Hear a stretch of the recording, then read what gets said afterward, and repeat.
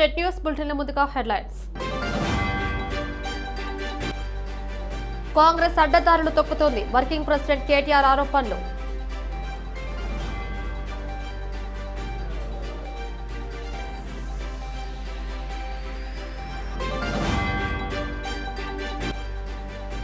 KCR photo లేకుండానే ప్రజల్లోకి వెళ్తున్నా వాళ్ళు డ్రోల్ చేయడం వల్లే ఈ నిర్ణయమన్న కవిత.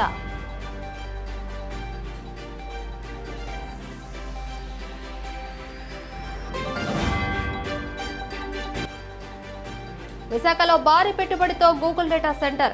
వైసీపీ నేతలు మెయిల్స్ పెట్టారని ఆరోపించిన లోకేష్.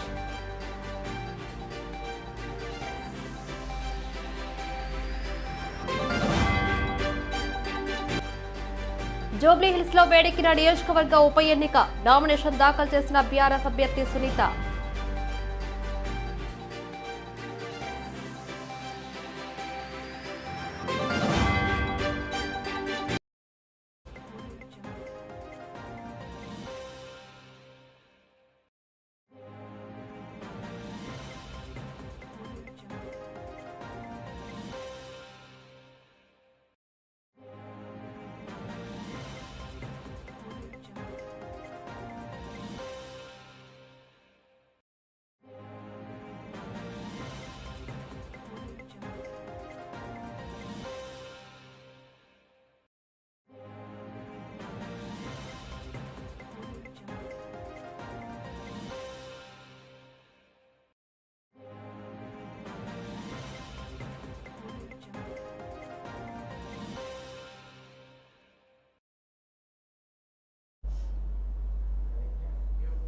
బులెటిన్లో బ్రేకింగ్ న్యూస్ చూస్తున్నాం. జూబ్లీహిల్స్ ఉప ఎన్నిక నేపథ్యంలో ఓటు చోరీ వ్యవహారంపై బీఆర్ఎస్ వర్కింగ్ ప్రెసిడెంట్ కేటీఆర్ కీలక వ్యాఖ్యలు చేశారు.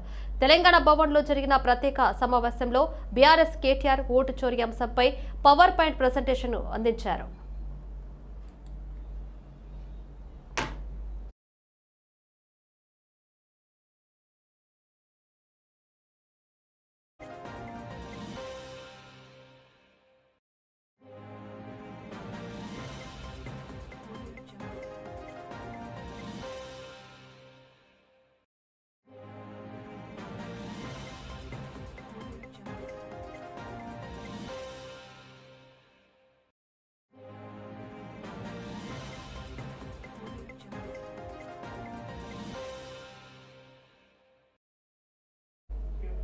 జూబ్లీహిల్స్ ఉప ఎన్నిక నేపథ్యంలో ఓటు చోరీ వ్యవహారంపై బీఆర్ఎస్ వర్కింగ్ ప్రెసిడెంట్ కేటీఆర్ కీలక వ్యాఖ్యలు చేశారు. తెలంగాణ భవన్లో జరిగిన ప్రత్యేక సమావేశంలో బీఆర్ఎస్ కేటీఆర్ ఓటు చోరీ అంశంపై పవర్ పాయింట్ ప్రెజెంటేషన్ ఇచ్చారు. ఈ సందర్భంగా కేటీఆర్ మాట్లాడుతూ జూబ్లీహిల్స్ ఉప ఎన్నికల్లో గెలవడానికి కాంగ్రెస్ అడ్డదారులు తొక్కుతుందని ఆరోపించారు. కాంగ్రెస్ ఎన్ని అడ్డదారులు తొక్కినా గెలిచేది మాత్రం బీఆర్ఎస్ అని ఆయన ధీమా వ్యక్తం చేశారు. పూర్తి ఆధారాలతో చీఫ్ ఎలక్షన్ ఆఫీసర్ కి వినతి పత్రం ఇచ్చారని, గత అసెంబ్లీ ఎన్నికల్లో 3,75,000 ఓటర్లు ఉండగా ఇప్పుడు 3,98,000 ఓట్లు ఎలా వచ్చాయని ఆయన ప్రశ్నించారు.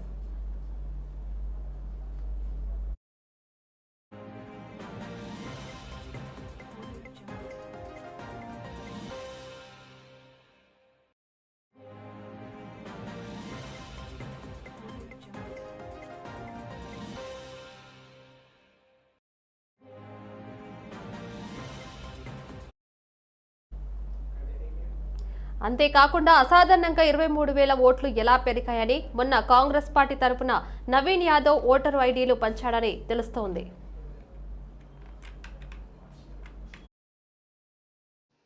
ఇదేనా లాస్ట్ స్లైడ్? ఇంకేమన్నా డిమాండ్ చేసేది ఎన్నికల కమిషన్ని 3. ఒకటి, ఇంత స్పష్టంగా ఆధారాలతో సహా మీ మొహాన కొట్టి నిన్న మేము అడిగాం, యాక్షన్ తీసుకోండి అని అడిగి 24 గంటలైంది. ఇప్పటి వరకు ఉలుకు లేదు, పలుకు లేదు, స్పందన లేదు. ఒక్క కనీసం మాకు ప్రతిస్పందన కూడా ఇవ్వలేదు. ఏం చేస్తామో కూడా చెప్పలేదు. ఎలక్షన్లకు వైపు నామినేషన్లు స్టార్ట్ అయిపోయినాయి. రెండవది, మేము అడుగుతున్నాం థరోగా ఇన్వెస్టిగేషన్ చేయండి అని అడిగాం. ఇప్పటిదాకా స్పందన లేదు. అట్లాగే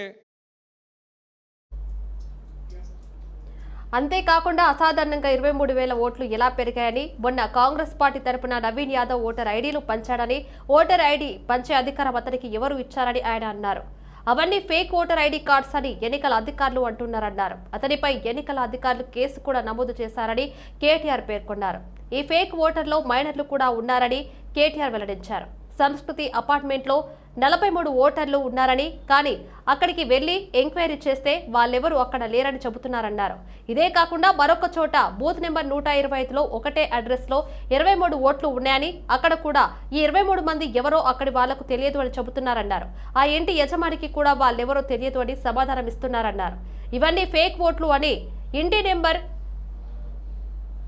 ఇవన్నీ ఫేక్ ఓట్లు అని కేటీఆర్ అన్నారు. 118 ఇంటి నెంబర్ కాంగ్రెస్ పార్టీ నేత ఇంటి అడ్రస్ పై 32 ఫేక్ ఓటర్ ఐడీలు ఉన్నాయని కేటీఆర్ వ్యాఖ్యానించారు. అవి 21-22 తారీఖు డిమాండ్ చేసేది ఎన్నికల కమిషన్ని 3. ఒకటి, ఇంత స్పష్టంగా ఆధారాలతో సహా మీ మొహాన కొట్టి నిన్న మేము అడిగాం, యాక్షన్ తీసుకోండి అని అడిగి 24 గంటలైంది. ఇప్పటి వరకు ఉలుకు లేదు, పలుకు లేదు, స్పందన లేదు. ఒక్క కనీసం మాకు ప్రతిస్పందన కూడా ఇవ్వలేదు. ఏం చేస్తామో కూడా చెప్పలేదు. ఎలక్షన్లకు వైపు నామినేషన్లు స్టార్ట్ అయిపోయినాయి. రెండవది, మేము అడుగుతున్నాం థరోగా ఇన్వెస్టిగేషన్ చేయండి అని అడిగాం. ఇప్పటిదాకా స్పందన లేదు. అట్లాగే మేము అడిగింది, ఎవరైతే అధికారులు కుమ్మక్కై ఈ రకమైన అరాచకాలకు తెరలేపారో వారిని శిక్షించండి అని అడిగాం. మూడవది మేము అడిగింది, ఆ ఓట్లు దొంగ ఓట్లన్నీ తీసేయండి, ఇది తప్పు. అభ్యర్థి సొంత తమ్ముడికే 3 ఓట్లుంటే ఇదేమెన్నిక, ఇదెక్కడెన్నిక అని చెప్పి అడుగుతున్నాము. న్యాయం కోసం డిమాండ్ చేస్తున్నాము. మరి మాకైతే ఎలక్షన్ కమిషన్ మీద నమ్మకం లేదు. ఎందుకంటే వాళ్ళు బీజేపీతో కొల్లుడై, కాంగ్రెస్తో ఎక్కడ అధికారంలో ఉంటే వాళ్ళతో కొల్లుడై పనిచేసే సంస్థ. కాబట్టి మరి ఇంకా గత్యంతరం లేదంటే కోర్టుకు పోతాం రేపు.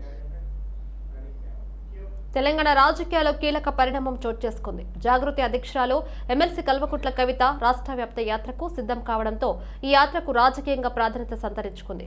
దీపావళి పండుగ తర్వాత యాత్రను ప్రారంభించి వచ్చే ఏడాది ఫిబ్రవరి వరకు రాష్ట్రంలోని మొత్తం 33 జిల్లాల్లో పర్యటించాలని కవిత ప్రణాళికలు సిద్ధం చేశారు. ఇక ఇందుకు సంబంధించి తెలంగాణ జాగృతి నాయకులతో మా ప్రతినిధి ప్రజ్ఞ ఫేస్ టు ఫేస్. ప్రస్తుతం మనమైతే తెలంగాణ జాగృతి కార్యాలయంలో అయితే ఉన్నాము. ఇక్కడైతే తెలంగాణ జాగృతి తరపున ప్రజాబాట అనే కార్యక్రమం అయితే కవిత గారు నిర్వహించారనమాట. దానికి సంబంధించి ఇక్కడ చాలామంది దానికి సంబంధించి ఇక్కడ చాలామంది మహిళా వాళ్ళని ఏమంటారు దానికి సంబంధించి ఇక్కడ మహిళా నాయకులు అయితే చాలామంది ఉన్నారు. వాళ్ళని అడిగి తెలుసుకునే ప్రయత్నం చేద్దాం. అందరికీ నమస్కారం. జై తెలంగాణ, జై కవితక్క, జై జాగృతి. ఏదైతే అక్క జాగృతి జనం బాట అని ఈ నెల 25వ తారీఖు నుంచి ఫిబ్రవరి 2026 సంవత్సరం వరకు ఈ జనం బాట పట్టింది. ఏదైతే ఉద్యమకారులు అక్క ఏదైతే బీసీ దాంట్లో రాష్ట్రమంతా పర్యటన చేసినప్పుడు ఏదైతే ప్రజలు చెప్పుకున్న గోడుని ఆమె బాధాకరించి ఏదైతే తెలంగాణ టీఆర్ఎస్ పార్టీకి చెప్పిందో, ఇవన్నీ బీసీలో ఎక్కడైతే చేస్తుందో బీఆర్ఎస్ పార్టీ అక్కడ సస్పెండ్ చేసిరో దానికి అనుగుణంగా ఏదైతే బీసీ సామాజిక తెలంగాణ రాలేదు అన్న కోణంలో ఉద్యమకారులను విస్మరించిందనే కోణంలో వాళ్ళు చెప్పుకున్న బాధ గోడు అక్క తెలుసుకొని ఏదైతే జనం బాట తెలంగాణ జాగృతి ఆధ్వర్యంలో జనం బాట కార్యక్రమానికి శ్రీకారం చుట్టింది. ఈ 26వ తారీఖు నుంచి ప్రతి ఒక్క జిల్లాలో 2 రోజులు మామూలు కార్యకర్త ఇంట్లోనే ఆమె అక్కడే ఉంటుంది. వాళ్ళతోటే మమేకమై వాళ్ళ స్థితిగతుల కోసం తెలుసుకొని ఏదైతే ఏమేమి జరిగిందో మేధావులతోటి అక్కడున్న విమర్శగా అక్కడ సమస్యలపైన ఏదైతే పోరాటం చేయడానికి తెలంగాణ జాగృతి కవితక్క గారు శ్రీకారం చుట్టింది. ఆ కార్యక్రమంలో మేమందరం కూడా భాగస్వాములమై ఈ జాగృతి జనం బాట కార్యక్రమాన్ని విజయవంతం చేస్తాం. జై జాగృతి, జై తెలంగాణ. నా పేరు డాక్టర్ వరలక్ష్మి మంచాల, తెలంగాణ జాగృతి స్టేట్ వైస్ ప్రెసిడెంట్ని.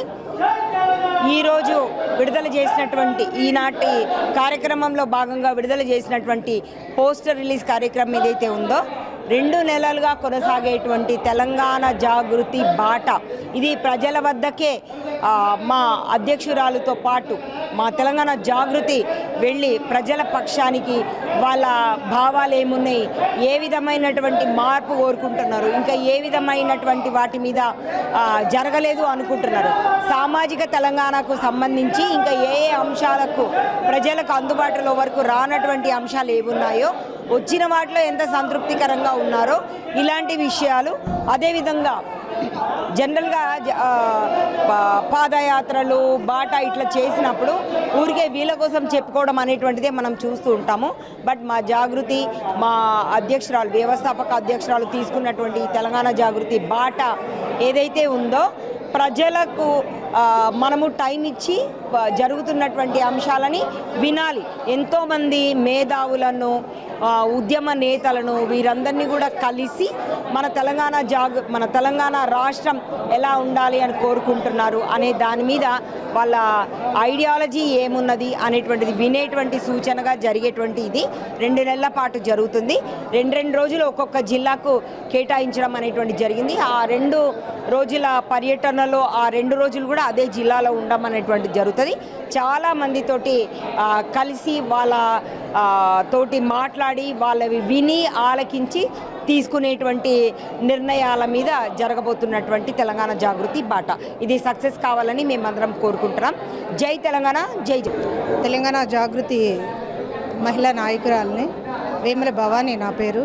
ఈనాడు మా అధ్యక్షురాలు తెలంగాణ జాగృతి అధ్యక్షురాలు అధినేత్రి కల్వకుంట కవితక్క గారి ఆధ్వర్యంలో జనంబాట ప్రోగ్రాము జాగృతి తరపున ఈనాడు ఆవిష్కరించడం జరిగింది. తెలంగాణ జాగృతి టీం అంతా రాష్ట్ర వ్యాప్తంగా పర్యటనలకి అక్క 4 నెలలు షెడ్యూల్ ఖరారు చేశారు. ఈ రోజు నుంచి తెలంగాణ రాష్ట్రం అంతా ప్రతి జిల్లాకి 2 రోజుల చొప్పున తెలంగాణ రాష్ట్ర పర్యటన మా జాగృతి అధ్యక్షురాలు కల్వకుంట కవితక్క గారి ఆధ్వర్యంలో మేమందరము రాష్ట్రమంతా పర్యటించడం జరుగుతుంది. ప్రజలలోకి మమేకమై ప్రజల కష్టాలు, వాళ్ళ బాధలు తెలుసుకొని రాష్ట్ర వ్యాప్తంగా వాళ్ళకున్న బాధల్ని పరిష్కరించడానికి జాగృతి తరపున అక్క తీసుకున్న నిర్ణయానికి మేమందరం కట్టుబడి ఉంటున్నాము.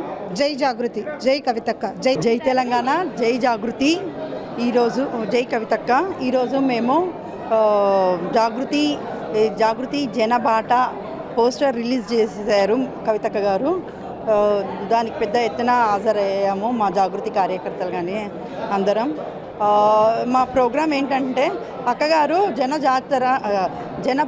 జాగృతి జనబాట పేరుతో 33 డిస్ట్రిక్ట్స్ ఈ నెల అక్టోబర్ 25 నుంచి ప్రజల దగ్గరికి అన్ని జిల్లాలకి వెళ్ళి వారి బాధల్ని కనుక్కొని మేధావులని అందరినీ కనుక్కొని ఎలా అంటే వాళ్ళ సామాజిక తెలంగాణ కోసం, ఇంకా వాళ్ళకి సామాజిక తెలంగాణ రాలేదా అంటే మాకు సామాజిక తెలంగాణ రావడానికి ఇంకా ఎలా ఏమేమి అంటే వాళ్ళ ప్రాబ్లమ్స్ ఏంటి తెలుసుకోవడానికి సామాజిక తెలంగాణ కోసం అక్కగారు 33 డిస్ట్రిక్ట్స్కి జాగృతి జనబాట పేరుత అన్ని డిస్ట్రిక్ట్స్కి వెళ్తున్నాము. ఇప్పటికీ మనకి భౌగోళిక తెలంగాణ వచ్చింది కానీ సామాజిక తెలంగాణ రాలేదు. అందుకనేసి సామాజిక తెలంగాణ అంటే అంతా ఈక్వల్గా అందరికీ సమానంగా ఉండేలాగా అన్ని సోషల్ ప్రాబ్లమ్స్ కానీ ఎకనామికల్ ప్రాబ్లమ్స్ అన్నీ కనుక్కోనికి 33 డిస్ట్రిక్ట్స్కి అక్కగారు ఈ నెల 25 నుంచి ఈ 33 డిస్ట్రిక్ట్స్కి వెళ్తున్నారు. ఎన్ని రోజుల పాటు ఈ జనబాట అనే కార్యక్రమం స్టార్ట్ అవుతుంది అంటే ఉంటుంది? ఇది 4 నెలల పాటు ప్రోగ్రాం అండి. ప్రతి జిల్లాకి 2 రోజులు వెళ్ళి మేధావులతో అందరితో ప్రజలతో కలిసి వారి సలహాలు సూచనలు తెలుసుకొని ముందుకి వెళ్తాము. 25 నుంచి అయితే జనం బాట అనే కార్యక్రమం తెలంగాణ జాగృతి ఇదిలో జరుగుతుంది. ఏం చెప్తారు దాన్ని? అంటే యావత్ తెలంగాణలో యువత చాలా ఆసక్తిగా ఎదురు చూస్తున్న తరుణం ఇది. ఈ శుభ సందర్భంలో మేము కవితతో పాటు వెన్నద నుండి మేము నడవాలనుకుంటున్నాం. అక్కగారి బాటలో ఏ కార్యాచరణ తీసుకున్నా మేము అక్కకి మద్దతుగా తెలంగాణ మొత్తం ఇవ్వడానికి సిద్ధంగా ఉంది. ఎక్కడి నుంచి స్టార్ట్ చేస్తారంటే ఈ జనం బాట అనేది ఏ జిల్లా నుంచి స్టార్ట్ చేద్దాం అనుకుంటున్నాం? నిజామాబాద్ అండి, నిజామాబాద్ నుంచి స్టార్ట్ చేస్తారు. చెప్పండి. అంటే దేని ఉద్దేశించి ఈ జనం బాట అనేది ప్రజల సమస్యలు తెలుసుకోవడానికా లేకపోతే పార్టీకి సంబంధించి దానికోసం చేస్తున్నారా? అంటే సామాజిక తెలంగాణ సాధించుకోవడానికి కోసం అక్క ఉద్యమ బాటలో మన పాదయాత్ర నిర్వహించడం జరుగుతుంది. అంటే జనాల యొక్క బాధలు, యువత యొక్క నిరుద్యోగుల యొక్క సమస్యల మీద అక్క నేనున్నాను, నేను విన్నాను అనే ఒక నినాదంతో ముందుకెళ్ళడం జరుగుతుంది. ఈ మొదటిగా ఏంటంటే 25th నుంచి మనకి పాదయాత్ర అనేది సాగుతుంది కాబట్టి నిజామాబాద్ నుంచి స్టార్ట్ అవుతుంది ఈ యాక్టివిటీ. మెయిన్ వచ్చేసి కవితక్క మన గురించి అంటే ఇంతగా ప్రయత్నం చేస్తుంది, అంటే నిరుద్యోగుల గురించి ప్లస్ ఇంకా జనం యొక్క ప్రాబ్లమ్స్ కూడా తను తెలుసుకోవడానికి ముందుకు వెళ్తుంది కాబట్టి మేమందరం కూడా తన వెనకాల ఉండి తనకి సపోర్ట్ చేస్తాము. అండ్ తెలంగాణ గురించి తను చేసిన ప్రతి ఒక్క దాంట్లో కూడా మీరందరూ కూడా సపోర్ట్ చేయాలని కోరుకుంటున్నాను. ఇది ఇక్కడున్న తాజా పరిస్థితి. ఈ నెల 24 నుంచి అయితే తెలంగాణ జాగృతి తరపున జనం బాట అయితే కార్యక్రమం షురూ అవుతుంది. కవిత గారి ఆధ్వర్యంలో అయితే ఇది యూత్ యొక్క అలానే మహిళల యొక్క సమస్యలు తెలుసుకోవడానికైతే 3 నెలల పాటు ఈ కార్యక్రమాన్ని జరపడం అయితే జరుగుతుందని చెప్పారు. సో ఇలాంటి మరిన్ని అప్డేట్స్ కోసం చూస్తూనే ఉండండి జెడ్ న్యూస్. కెమెరామ్యాన్ మురళితో రిపోర్టర్ ప్రజ్ఞ.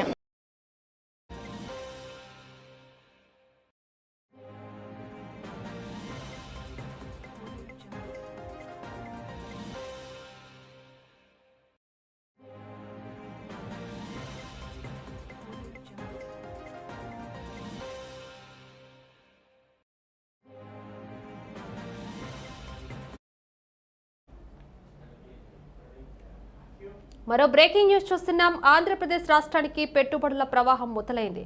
టెక్ దిగ్గజం గూగుల్ సుమారు $15 బిలియన్ భారీ పెట్టుబడితో విశాఖపట్నంలో తన డేటా సెంటర్ను ఏర్పాటు చేశారు. Clearly they are content. We are not content.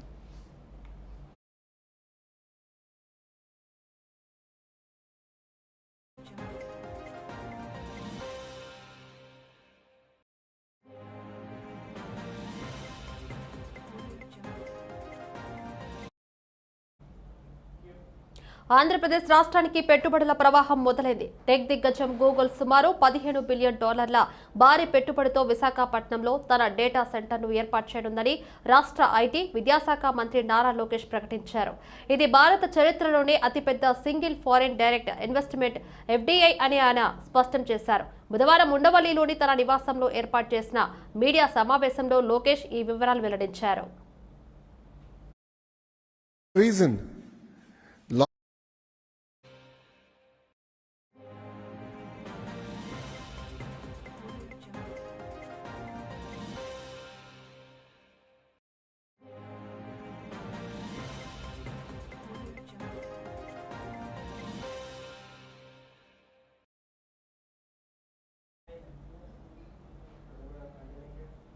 ఈ ప్రాజెక్టు కేవలం రాష్ట్రానికే కాదని యావత్ భారతదేశానికి గర్వకారణమని ఆయన అన్నారు.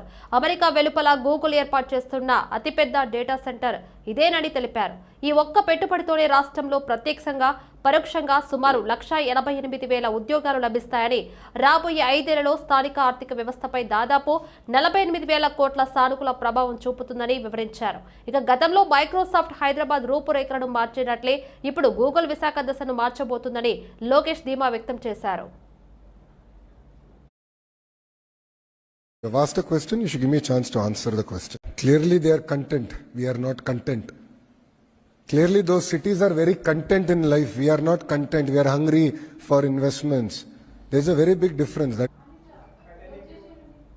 ఈ భారీ ప్రాజెక్టును సాధించడం వెనుక సీఎం చంద్రబాబు దార్శనికత, కేంద్ర రాష్ట్ర ప్రభుత్వాల సమిష్టి కృషి ఉందని లోకేష్ తెలిపారు.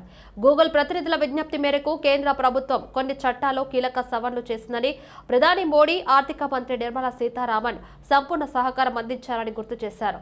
రాష్ట్రంలో డబుల్ ఇంజిన్ బుల్లెట్ ట్రైన్ ప్రభుత్వం ఉండటం వల్లే ఇంత వేగంగా పెట్టుబడులను ఆకర్షించగలుగుతున్నామని అన్నారు.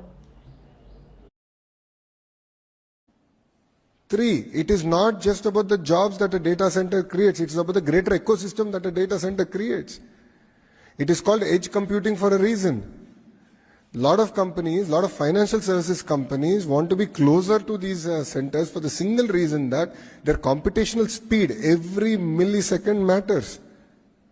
So it's unfortunate that certain cities globally don't have the leadership vision to create a 25x multiplier.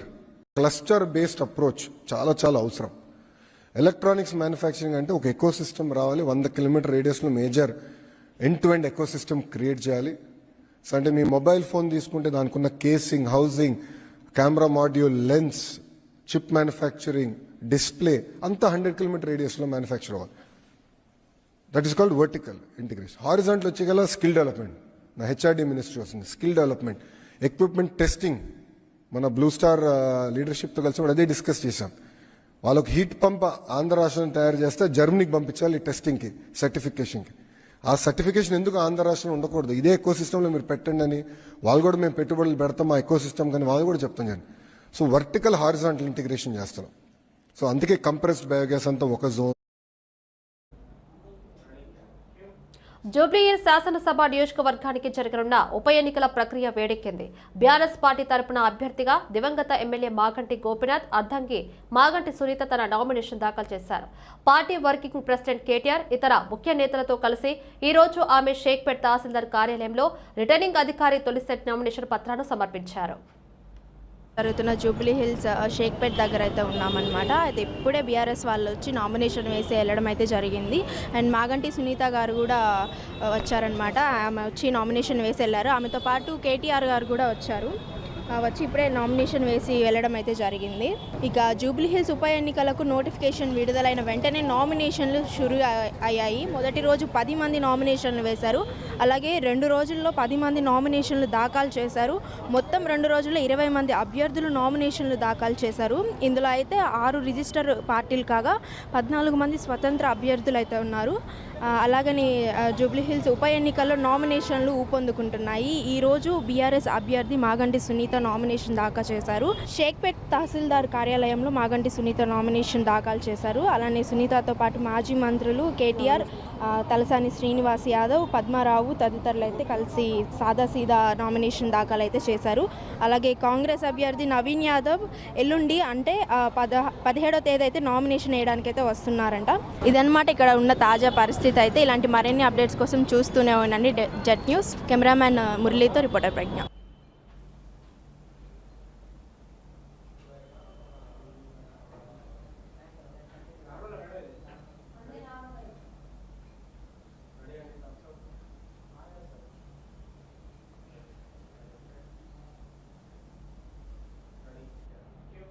Telangana జాగృతి అధ్యక్షురాలు కల్వకుంట్ల కవిత చిక్కడపల్లి సెంట్రల్ లైబ్రరీ వద్ద గ్రూప్ 1 అక్రమాలపై చేసిన ఆందోళన చేపట్టారు. గ్రూప్ 1 పరీక్షల్లో జరిగిన అక్రమాలపై విద్యార్థులతో చర్చించేందుకు కల్వకుంట్ల కవిత సెంట్రల్ లైబ్రరీకి వచ్చారు. పోలీసులు కవితను, తెలంగాణ జాగృతి నాయకులను లైబ్రరీ ప్రధాన ద్వారం లోపలికి వెళ్లకుండా అడ్డుకున్నారు. పోలీసులు అడ్డుకోవడంతో కాంగ్రెస్ ప్రభుత్వం పోలీసులకు వ్యతిరేకంగా నినాదాలు చేస్తూ కవిత, జాగృతి నాయకులు గేటు వద్దనే బైఠాయించి ఆందోళనకు దిగారు. ఈ ఎగ్జామ్ను రద్దు చేసి మళ్లీ రీ ఎగ్జామ్ నిర్వహించాలని డిమాండ్ చేశారు. రాహుల్ గాంధీ బీహార్ ఎన్నికల్లో తిరుగుతూ తెలంగాణ విద్యార్థులకు జరుగుతున్న అన్యాయాన్ని పట్టించుకోవడం లేదని, ఆయన ఇక్కడికి రావాలని లేదా తాము బీహార్కు వస్తామని హెచ్చరించారు. ఇక చివరకు పోలీసులు పలువురు జాగృతి నాయకులను అదుపులోకి తీసుకుని చిక్కడపల్లి పోలీస్ స్టేషన్కు తరలించారు.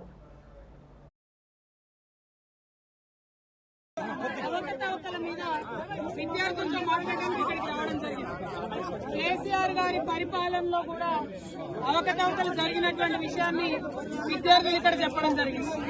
ఆనాడైనా ఈనాడైనా విద్యార్థులతో ఎప్పుడైనా వాళ్ళకు న్యాయం జరగాలని కోరుకునే వాళ్ళం. మేము తెచ్చుకున్నదే తెలంగాణ విద్యార్థులకు, తెచ్చుకున్నదే తెలంగాణ యువకులకు ఉద్యోగాలు కావడానికి కోసం. ఒకవేళ ఇదివరకు జరిగినటువంటి అన్యాయాన్ని చూసే విద్యార్థులు ప్రభుత్వాన్ని పోగొట్టిన విషయం మీరే చెప్తున్నారు ఓపెన్ గా, దానిలో వేరే ఒపీనియన్ లేదు. కానీ ఇప్పుడు మరి మీ మెడల మీద, మీ భుజాల మీద గద్దెనెక్కినటువంటి రేవంత్ రెడ్డి ప్రభుత్వం ఏం చేస్తుంది 2 సంవత్సరాల నుంచి నేను అడుగుతున్నా. దాన్ని ప్రశ్నించడానికి వస్తే మీరు కూడా వాళ్ళ మాయలో పడిపోవడం అన్నది చాలా దారుణం. నేను మిమ్మల్ని కోరేది ఒకటే, పోలీసులను కూడా కోరేది ఒకటే, కాంగ్రెస్ నాయకులు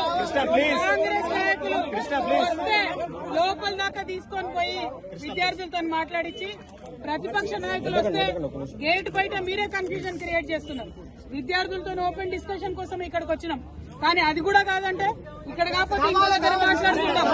కానీ ఇవాళ మేము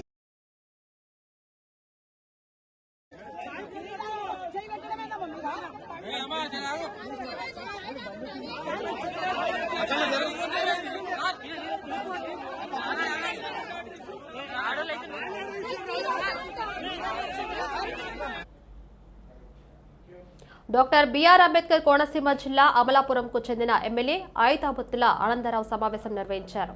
ఆంధ్రప్రదేశ్ రాష్ట్రంలో గూగుల్ అడుగుతో విశాఖలో టెక్ విప్లవం మొదలవుతుందని ఆయన పేర్కొన్నారు. ఇప్పటి వరకు సిటీ ఆఫ్ డెస్టినీగా ఉన్న విశాఖ నగరం ఇకపై ఏఐ డిజిటల్ సిటీకి రాజధానిగా మారుతుందని అన్నారు. విశాఖ ఏఐ సిటీగా మారితే ఆంధ్రప్రదేశ్ దేశానికి డిజిటల్ ఇండియాలో మార్గదర్శకంగా నిలుస్తుందని ఆశాభావం వ్యక్తం చేశారు.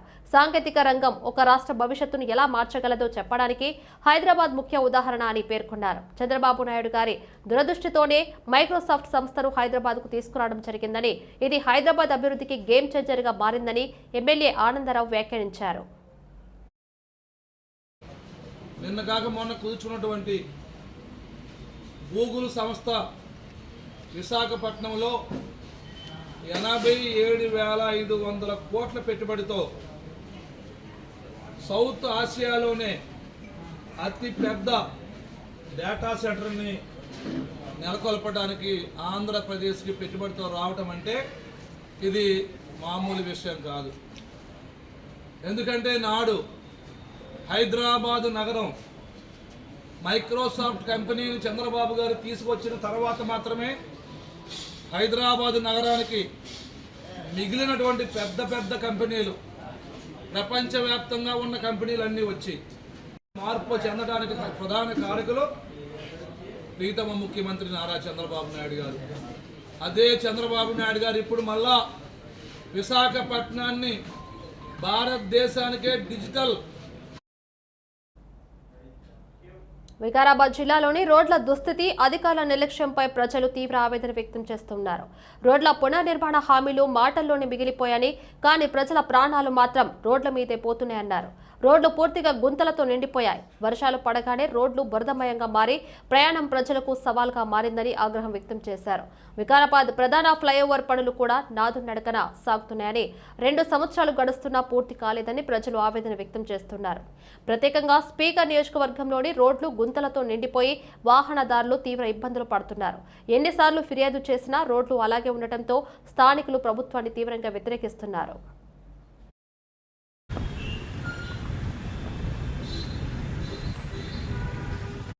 మనం మాట్లాడుతున్నది వికారాబాద్ జిల్లా కేంద్రం నుంచి మాట్లాడుతా ఉన్నాము. వికారాబాద్ జిల్లా కేంద్రం లోపల రోడ్లు అధ్వాన స్థితులలో అస్తవ్యస్తంగా ఉంది. ఒక రకంగా చెప్పాలంటే వికారాబాద్ అనేటటువంటిది ఎంతో ఈ జిల్లాలో పేరుగాంచినటువంటి ప్రాంతం ఇక్కడ. కానీ వికారాబాద్ అనేటటువంటి రోజు వికారమైనటువంటి పరిస్థితి ఉంది. అది కేవలం రోడ్ల వలన ఆ పరిస్థితి వచ్చింది. వికారాబాద్ పరిస్థితి ఎట్లుందంటే అందరు షేర్వాణి ఉపర్ పరిచయం అన్నట్లు వికారాబాద్ జిల్లాకి ఒక స్పీకర్, రాష్ట్రానికి స్పీకర్ ఉన్నా, ఒక ముఖ్యమంత్రి ఉన్నా, ఈ జిల్లాలో రోడ్లు మాత్రము ఇంకా అధ్వానంగా ఉండడం పరిస్థితి ఉంది. ఇటు తాండూరు హైదరాబాద్ రూట్ కావచ్చు, ఇటు సాస్పేట్ రూట్ కావచ్చు, నిత్యం రోజులు 10ల సంఖ్యలో యాక్సిడెంట్లు అయితే ఉన్నాయి. నెలలో ఒక 2-3 చనిపోతా ఉన్న పరిస్థితి ఉంది. చనిపోయినప్పుడు, యాక్సిడెంట్లు అయినప్పుడు ఆర్ఎండ్బి అధికారులు స్పందించి ఆ గుంతలలో మట్టేసింది తప్ప ఈ రోడ్లను విస్తరణ చేసి, ఈ రహదారులను డెవలప్ చేసి ఈ వికారాబాద్ అనంతగిరి పర్యాటక కేంద్రానికి రావడానికి హైదరాబాద్ నుంచి మాత్రమే చూస్తా ఉన్నారు. ఉమ్మడి మహబూబ్నగర్ మాత్రమే చూస్తా ఉన్నారు. కానీ ఇంకా ఆయన వికారాబాద్ సొంతగా ఓన్ చేసుకోవట్లేదు. జనాలు ఇక్కడ పిక్చర్లు అయ్యి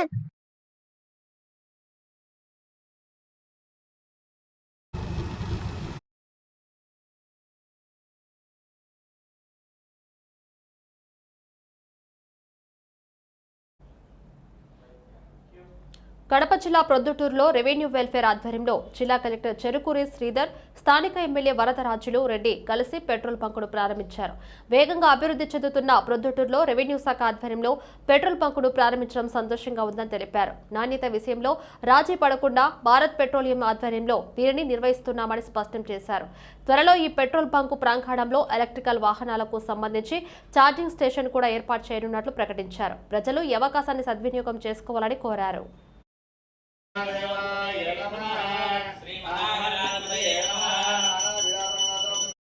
ఇనాగ్రేట్ చేయడం చాలా సంతోషకరం. ప్రొద్దుటూరు అత్యంత వేగంగా అభివృద్ధి చెందుతున్నటువంటి నగరాన్ని అవసరాలకి దృష్టిలో పెట్టుకొని ఈ యొక్క రెవెన్యూ డిపార్ట్మెంట్ సహకారంతో ఈ యొక్క బంకుని ఏర్పాటు చేయడం జరిగింది. ఇది కంప్లీట్ గా భారత్ పెట్రోలియం వారు ఆపరేట్ చేసే బంకు కాబట్టి క్వాలిటీ విషయంలో కానీ లేకపోతే క్వాంటిటీ విషయంలో కానీ అన్ని జాగ్రత్తలు తీసుకొని స్వచ్ఛమైనటువంటి పెట్రోల్ లేదా డీజిల్ ని కన్స్యూమర్స్ కి ఇవ్వడానికి ఇక్కడ మంచి సదావకాశం. అలాగే ఇప్పుడు ఈవీ వెహికల్స్ కూడా చాలా ఫాస్ట్ గా మనకి అందుబాటులోకి వస్తున్న సందర్భంలో ఇదే ప్రెమిసెస్ లో ఈ ఈవీ ఛార్జింగ్ స్టేషన్స్ కూడా పెట్టడానికి ఏర్పాట్లు చేస్తున్నారు. తద్వారా ప్రజలకి అన్ని రకాలైనటువంటి ఇంధన వసతులకి అంటే డీజిల్ కానీ పెట్రోల్ కానీ అలాగే ఇప్పుడు రాబోయే కాలంలో అత్యంత almost 50% of the vehicles electricity పైన నడవబోతున్నాయి కాబట్టి దానికి తగినటువంటి పబ్లిక్ ఇన్ఫ్రాస్ట్రక్చర్ కూడా బాగా